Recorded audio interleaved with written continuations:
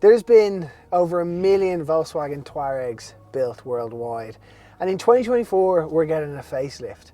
And this car really, it is different because it's extremely premium, very, very smooth. However, because it has a Volkswagen badge, it doesn't scream, I'm trying to show off my wealth. In fact, in here, I feel like a small business owner who's done really well, but doesn't want people to know how successful he really is.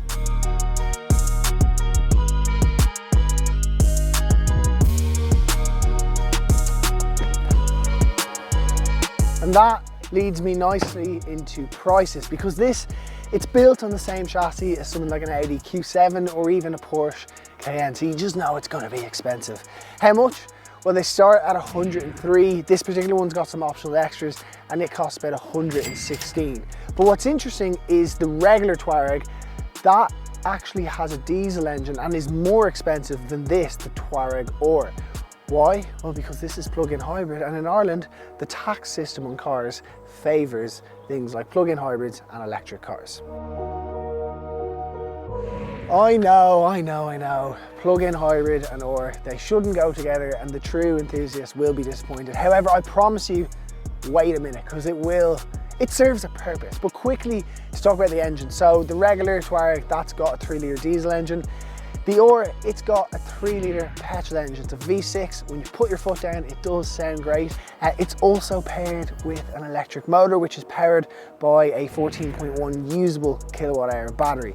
Now, in terms of the range on EV mode, you should get about 48 kilometers, I think is the WLTP figure. Real world, we're talking 40k, which should be enough to get you in and out of the office, or depending on what your daily commute is.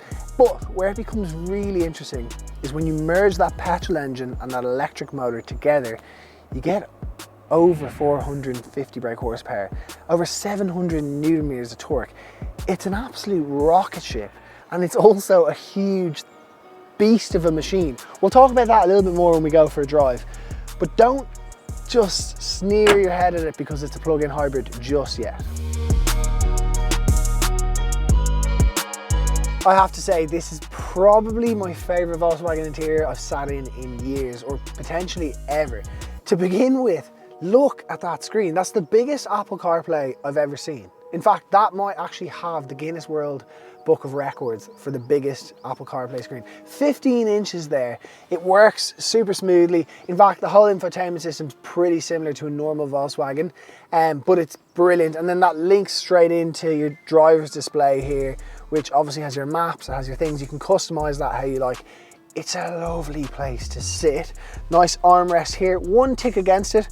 In some Volkswagen and Audi group cars, you can adjust this. This isn't adjustable, which is a bit of a shame, but still brilliant. Some charging in there, wireless charging up there, a glove box over here, cup holders. I love that the volume knob is adjustable here.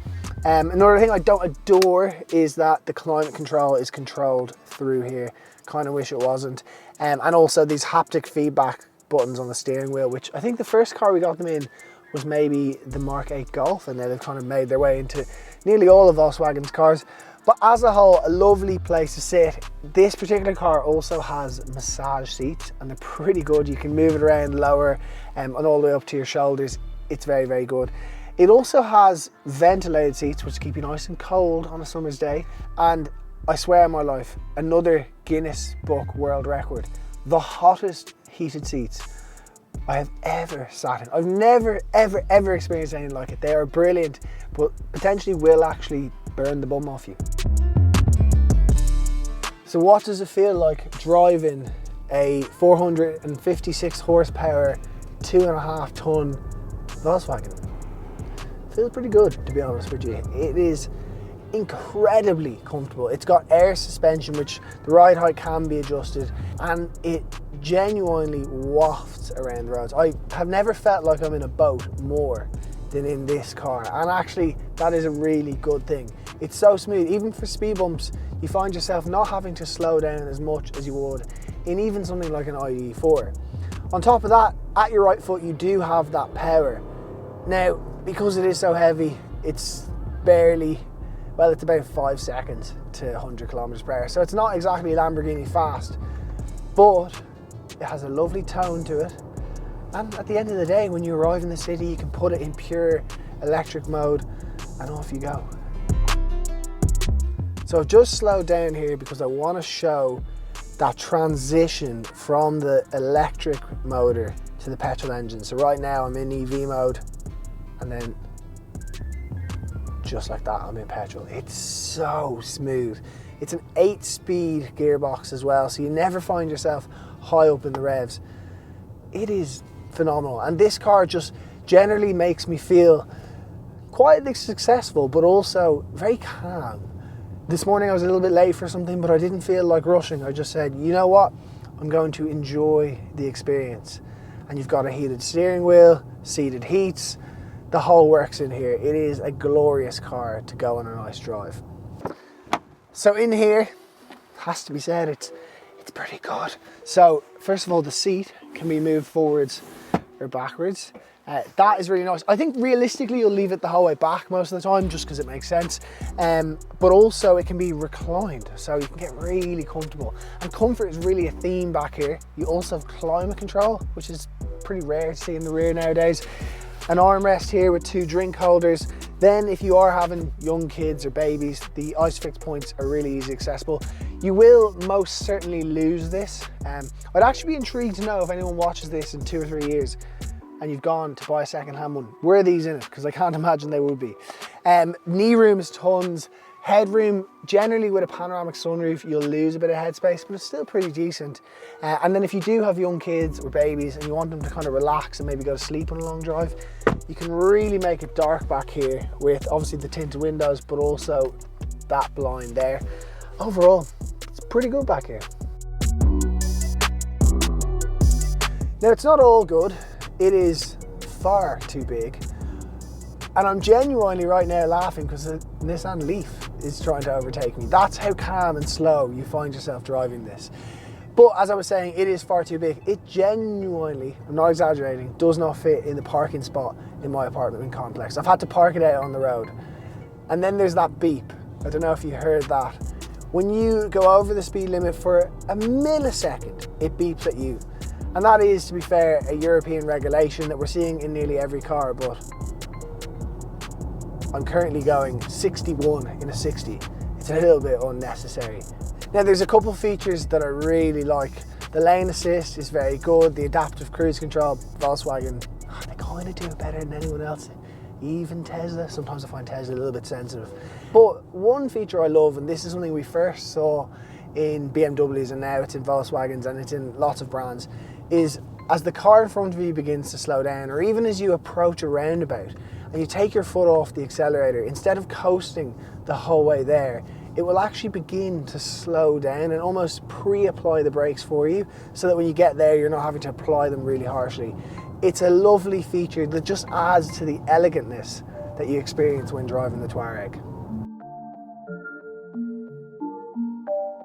At this point, I want to apologise for the state of it, but this week I've actually been driving it and putting it through its paces, properly testing it. Electric tailgate, obviously, you'd expect no less if you're spending north of 6 figures. Now, in terms of the boot space, 810 litres. That's nearly double, or in fact, it's more than double the size of something like a Volkswagen Golf. Now, that's if you get the diesel one. Because this is the plug-in hybrid, it's a little bit smaller. It's over 600 litres, but it is just that bit smaller. And big box square shape. There's a little blind here. Overall, very practical. The seats fold. Here we've got our chargers nicely tucked away. Now, if this is just a little bit too high for you, or if getting a dog in or prams or whatever it might be, this air suspension will lower right down at the touch of a button. It's really nice. Another feature that's at a touch of a button is this retractable tow bar. That is very handy. Now, one last thing I do want to draw your attention to, and it kind of goes without saying, but it is an all-wheel drive, meaning that power can go to all 4 wheels. There's lots of different driving modes. Over here you can also adjust the ride height, but if we go into the modes, there's everything from sport mode to comfort to eco. But over on the right hand side, there is off-road mode. And being truthfully honest, I haven't driven it off-road. I don't know of many people who ever will. However, maybe if you are a builder or something, that could be of use to you. There is a decent amount of ground clearance, But when you put it back into comfort, you can just cruise along the Irish countryside and enjoy the Touareg for what it is. Very comfortable, very relaxing, minus that beep, which can be turned off, and a really nice SUV that doesn't shout from the hills, "I am wealthy." It just is understatedly excellent. So after spending a week with the Touareg R, I have to say, I love it. I've had a really good insight into what it'd be like to live with. I've done a decent bit of mileage and it's been excellent. Yes, there's a certain few things that I've thought. Number one is it's too big, but what car isn't nowadays? Everyone's going for bigger, wider, better. Another fault is maybe that this exposed wire down here is a little bit concerning, but overall, it has been superb. And it's just instilled a nature and a calmness that I don't experience in a lot of cars nowadays. Anyway, that is it for this review. Hopefully you've learned something from it. If you have, then please make sure to subscribe and let us know in the comments what car you'd like to see us review next. And of course, if you'd like to search for Volkswagens for sale, then hit the link up there. We've got over 1,000 trusted dealerships all around Ireland. But for now, we'll see you in the next one.